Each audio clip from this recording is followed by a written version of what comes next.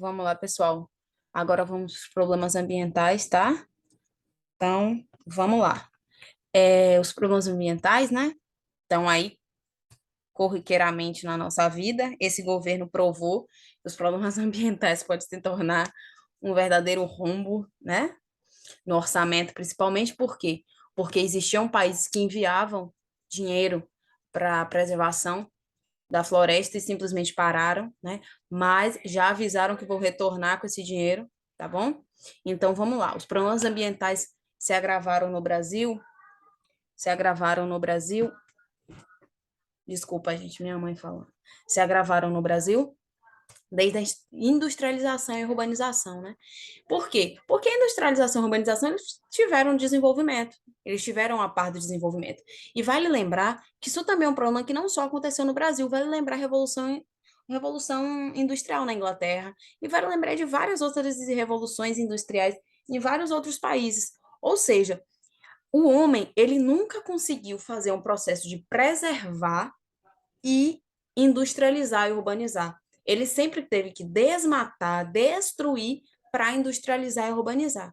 Talvez ele não tivesse consciência dos malefícios que isso trariam para a vida atual, né? Dos malefícios que é a não preservação. Por mais que a gente que imagina não, por mais que a ciência saiba que sem o oxigênio a gente não sobrevive, sem as plantas a gente não sobrevive, sem a água limpa a gente não sobrevive, a ideia do não vai acontecer comigo provocou esse problema que a gente tem hoje em dia, né? Porque se a gente for parar para pensar, por que a Europa também destruiu tudo que ela tinha, né? Porque talvez eles dissessem que seria muito mais fácil a gente possuir, né, o que é do outro. Enfim, não vamos entrar nesse mérito lá em geopolítica, a gente vai falar sobre isso.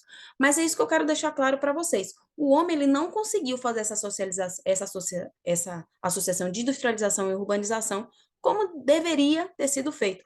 Hoje a gente ainda procura mecanismos, né, dessa salvação, né, desse salvar, né?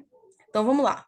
Apesar das medidas de controle, né, a gente luta contra os problemas ambientais. E os principais são desmatamento, depósito de lixo a céu aberto, poluição da água, poluição do ar, poluição do solo e queimadas. Vamos falar de um por um.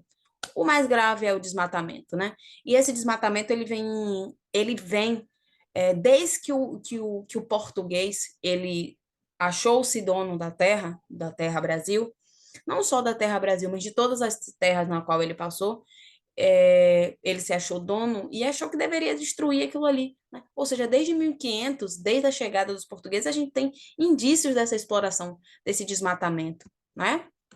Então, assim, com o passar dos anos foi se agravando. Por quê? Porque a urbanização está aí, atividade agrícola. Por quê? Porque a atividade agrícola, ela não está pensando a atividade agrícola feita de forma forma mal feita. Porque uma atividade agrícola bem pensada, ela pensa no bem-estar animal, ela pensa no bem-estar do meio ambiente. Vocês compreendem? E existem locais que utilizam de uma agricultura que não seja destruidora, de uma agricultura que você trabalhe e você ganhe e você também consiga preservar, né? Eu não sei se eu vou conseguir dar exemplos aqui, mas na aula presencial eu vou mostrar para vocês que existe agricultura que consiga fazer isso, né? A atividade agrícola se expandiu e o país se tornou o terceiro maior produtor de madeira do mundo. Mas olha o que isso traz também.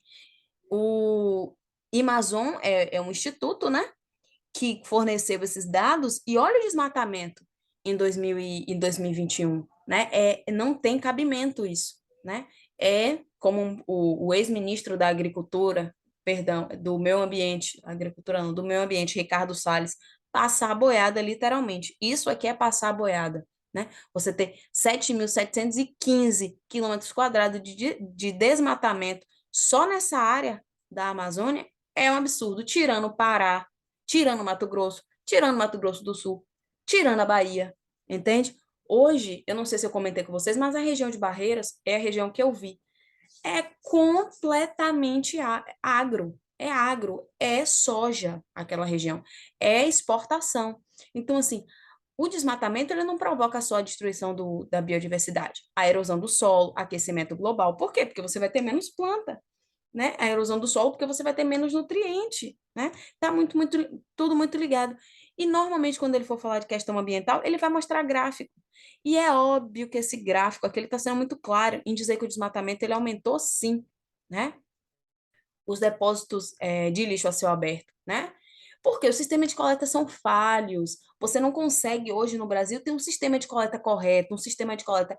E até os locais que você tem os coletores de forma correta, as pessoas ainda não sabem. Por quê? Porque a gente tem de forma muito vaga que a gente vê o conteúdo, é muito vago, a gente não se aprofunda desse conteúdo, não sabe da importância desse conteúdo, né? Então, por isso que é absurdo a gente ver materiais no lixo que poderiam ir para um processo de reciclagem. É absurdo, mas acontece.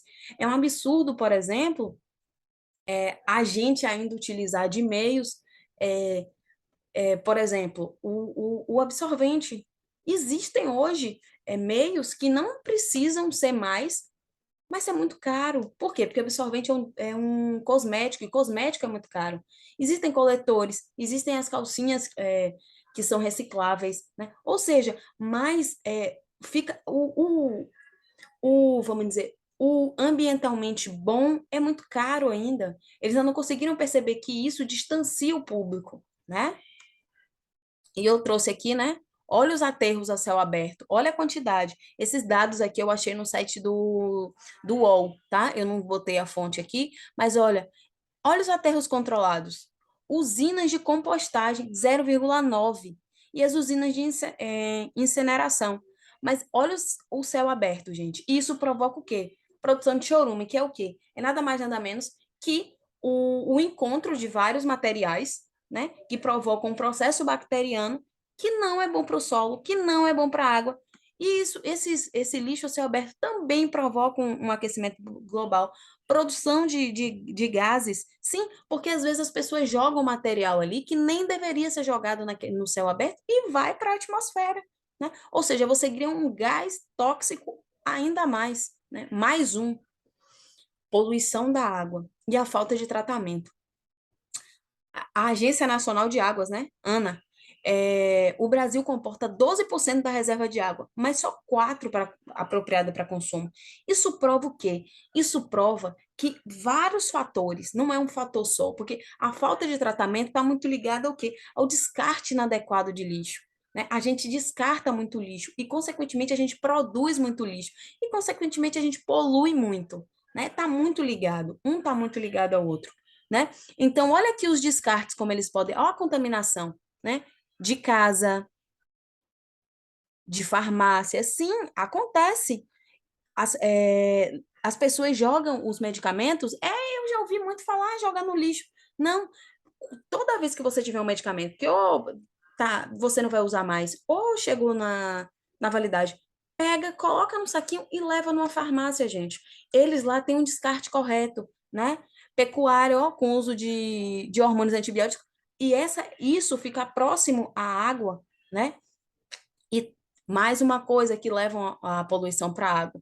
Provoca, né? Antibióticos resistentes. E aí, quando você faz esse uso, você faz o uso da água que está com superbactérias, né? Bactérias resistentes, o que acontece? Você está levando para consumo esse material, perdão, essa água, né? Ou seja, é inadequado, essa água aqui que ele está falando aqui, 4% é apropriada para consumo, dos 12, só 4 é apropriada para consumo. Isso quer dizer que 8, né? 8 é inapropriada. Por quê? Porque acontece tudo isso aqui antes de chegar. Eles não colocaram aqui, mas a produção, o gado também faz muito isso.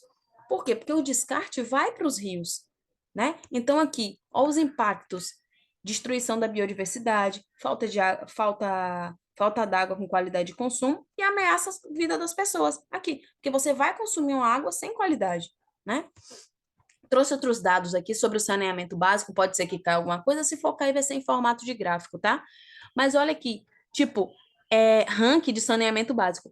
A capital, por exemplo, a capital Porto Velho, você tem 37,32 de pontuação. Isso quer dizer que quanto mais distante, por exemplo, isso aqui é a pontuação que ela tem em relação à quantidade de saneamento que tem no estado, né?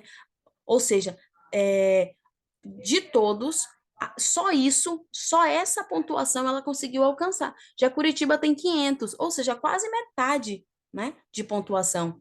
Mas você tem aqui, por exemplo, cidades como Vitória, cidades como Salvador, que acontecem o quê? O atendimento de água, coleta de esgoto, ou seja, nessas cidades, tanto água quanto esgoto tá muito bem feito, está num ranking legal, né? E esse ranking, se eu não me engano, é de 2009, tá dizendo aqui, de 2019, perdão, e a destinação adequada, ou seja, em Curitiba você consegue ter uma destinação adequada, em Salvador, tá aqui, tá dizendo que consegue. Já em Porto Velho, não, tá? Então, isso aqui são as capitais. Deixa eu ver, deixa eu conferir. São as capitais, só tem as capitais, tá? Então, olha outro detalhe aqui muito grande. O que sobra, né? Ou seja, olha o esgoto. Esgoto tratado por região do Brasil. Só 16% do esgoto é tratado na região norte, né? Ou seja, o restante vai para onde? Agora, olha o índice de qualidade das águas. A gente só tem 8, tá? 8 não é bom, 4 que é bom. Olha os níveis. Se for cair alguma coisa de água, vai cair nesse formato, tá? Então, repare os níveis. Olha, já a região sudeste tem 47% de tratamento de esgoto. Perdão, gente. Mas reparem outro detalhe, só 47, né? Então, vale lembrar que ainda é muito pouco. Os estados no Sudeste são muito grandes, são muito grandes. Você tem Minas e São Paulo, que são estados gigantescos, mas 47 ainda é muito pouco, né? Vamos lá, acho que não vai dar para terminar sobre questão ambiental nesse vídeo, mas tudo bem. A poluição do ar e a liberação de dióxido de carbono, poluição do ar ou da atmosfera também é um fator muito forte, né? Aí o que é que acontece? E como é que você tem, ó, a qualidade do ar ficar comprometida com o avanço das indústrias e concentração de automóveis? Isso quer dizer o quê, gente? Quando você a gente tem aqui, eu tenho aqui perto de casa, mais perto que vocês, a Tronox, né? E a Tronox, ela libera todo dia uma quantidade de gás para a atmosfera. Se é tratado ou não é tratado, eu não sei informar. Eles têm especialista, tem engenheiro? Tem, mas eu não sei informar. A grande concentração de automóveis também é muito responsável. É legal a gente ter um carro, muito legal, né? Ainda mais a gente que mora distante da capital. Mas alguém que mora do lado ali, do lado da faculdade, do lado do trabalho, não tem necessidade, né? Eu vou parar o vídeo que está acabando. A gente volta em liberação de dióxido de carbono, tá? Até mais, me esperem. Deixa eu parar o vídeo aqui.